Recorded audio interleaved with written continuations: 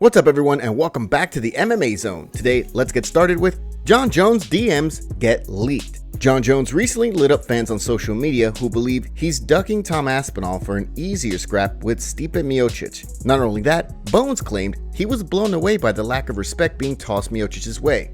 But recently, a fan took screenshots of a DM back and forth he had with the controversial fighter, and what Jones apparently said isn't going to silence his critics. Yes, recently images of the following conversation were shared out which allegedly show that Jones couldn't resist firing back at a critic. Okay, what if I'm filthy rich and literally own not one but two small mansions in the same town? What does that make me? Just curious. Jones tweeted, to which the fan named Will responded, "All that money in the world and you're still this much of an insecure coward, LMFAO.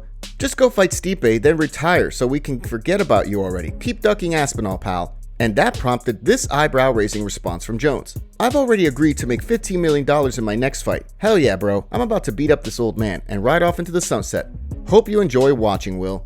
So there's a couple of things to look at here. First off, Jones claimed he's going to make $15 million for the Miocic fight, allegedly. That's a sizable payday for the former light heavyweight champ, no question. A bag of cash like that would certainly be a nice way for Jones to sail off into the sunset. But is he serious? Is he going to retire after he battles Miocic? It certainly seems likely. By the time Bones fights Stipe, he'll be 37, and he's been talking about winding down his fighting career for a while now. Does that mean he's ducking Aspinall? Guess it depends on how you look at it. Alright, with that covered, let's move to Michael Venom Page calls out Ian Garry. After shooting down the possibility of fighting Michael Venom Page earlier this year, Ian Machado Garry has apparently had a change of heart and is claiming he's accepted a bout with MVP. But according to the highlight reel striker, Garry is selling wolf tickets. Following Page's successful UFC debut against Kevin Holland, the English fighter called for a bout with Garry.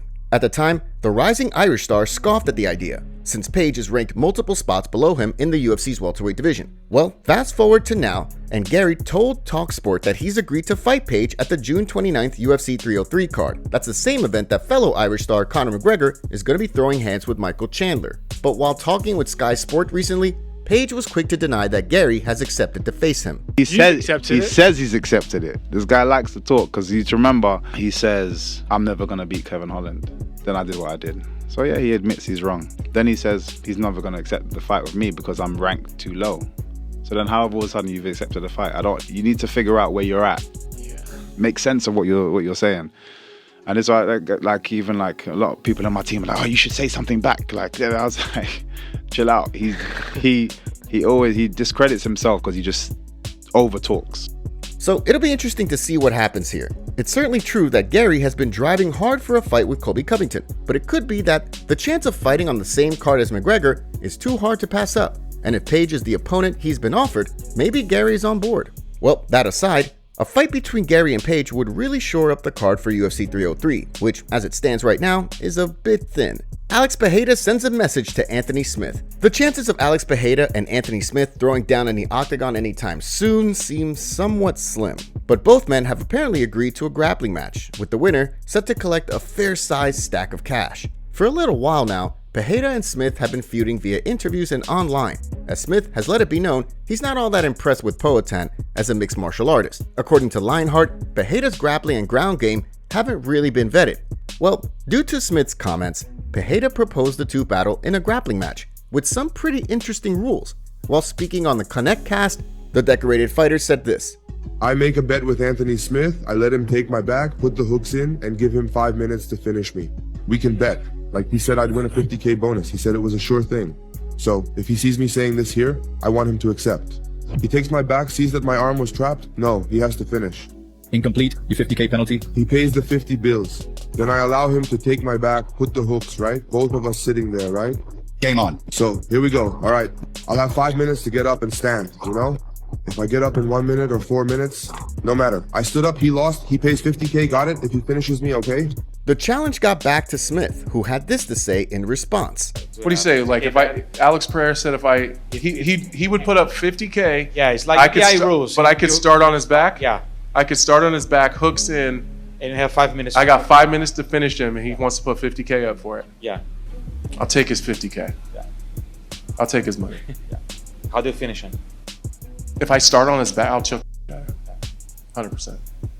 Now, apparently, Pereira received word that Smith thinks the challenge is BS and that Poatan isn't really going to grapple him. So that prompted Pereira to share out the message below via social media. Someone tell this guy that the bet is real. I'm not talking about fighting at an event because I don't need to promote myself. I'm talking about booking in a gym, and the bet would be there because if you wait to fight me at an event, it will probably be difficult to happen. I was out of action for a month because I broke both of my toes, so I only need a month for me to recover some of my cardio. Guess we'll see what happens here, right? What do you think? Do you see Pereira collecting 50K given how the match will start?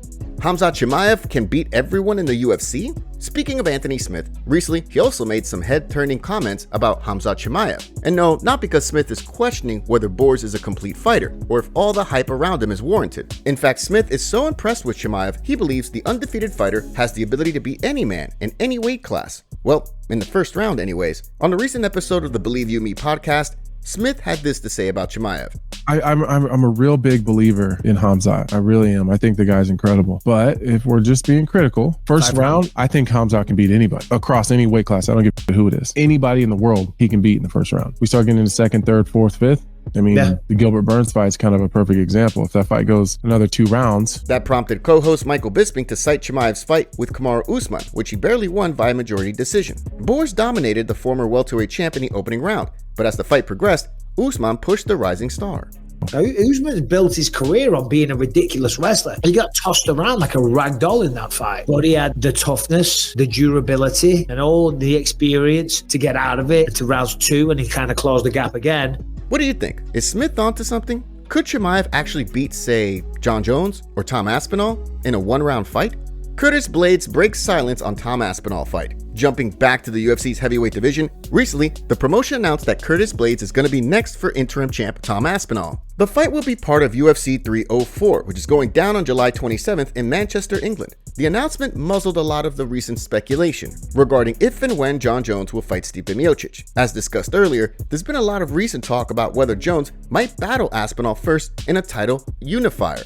Well, as we also covered earlier, it looks like Jones doesn't plan on facing the winner of Aspinall Blaydes if he retains the heavyweight crown later this year. And while talking with MMA Junkie recently, Blaydes also said he doesn't expect Jones will be an option for him as an opponent. I believe that fight is ever, if I win or if Aspinall wins, I don't think John's gonna fight anyone outside of Stipe.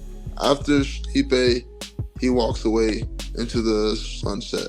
I think he likes to toss out different scenarios and like what if I fought Alex Pereira?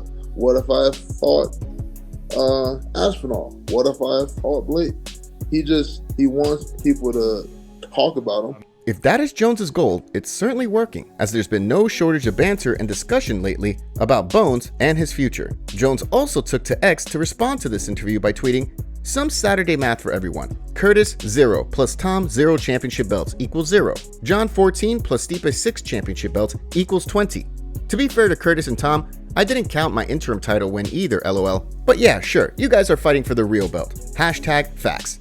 Khabib training Islam Makhachev and Belal Muhammad for title fights. The MMA world hasn't seen much of Khabib Nurmagomedov in recent months, as far as attending UFC events or cornering fighters, but it looks like we may be seeing more of the legend as the summer approaches. Following Khabib's impressive victory over Justin Gaethje in 2020, the now former lightweight champ announced he was hanging up the gloves. But since Khabib was still an active coach, fans and observers continued to see the Dagestani star on a frequent basis. Last year, however, Khabib surprised many when he announced he was stepping away from coaching. But more recently, footage has been shared out via social media, which show Nurmagomedov has arrived in New Jersey for Muhammad's and Islam Makhachev's respective camps. Islam is set to defend the lightweight title against Dustin Poirier on June 1st in Newark, while Belal is booked to fight welterweight champ Leon Edwards on July 27th in Manchester.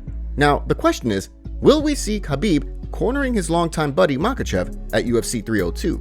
Henry Cejudo praises Umar Nurmagomedov. As history has shown us, Henry Cejudo knows a thing or two about fighting, and so the former champ's recent comments about Umar Nurmagomedov are worth noting. If you're a big MMA fan, you know that Umar has been living up to the hype that's tied to his family name since he arrived in the UFC. To date, Nurmagomedov has gone 5-0 in the octagon, and he's moved into the number 10 ranking at 135. Up next, the Dagestani fighter will battle Corey Sandhagen on August 3rd, which has "can't miss" written all over it. Well, recently, Cejudo and co-host Kamaru Usman talked about Nurmagomedov during an episode of the Pound for Pound podcast. While doing so, Triple C heaped praise on Khabib's cousin. Umar's so dangerous, dude. Like, out of everybody in the bantamweight division, in my eyes, like, God, I'm just like, man, I want to, you got to be holding 5 aces. It's Umar Nurmagomedov. Like, he's if he gets that opportunity to fight for the title this year, he's the next champ, easily. Really? Yeah, he beats Merab.